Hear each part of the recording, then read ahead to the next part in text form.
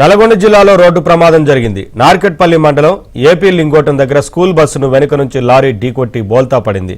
ఈ ప్రమాదంలో స్కూల్ విద్యార్థులకు స్వల్ప గాయాలయ్యాయి. గాయపడ్డ విద్యార్థులను ఆసుపత్రికి తరలించారు.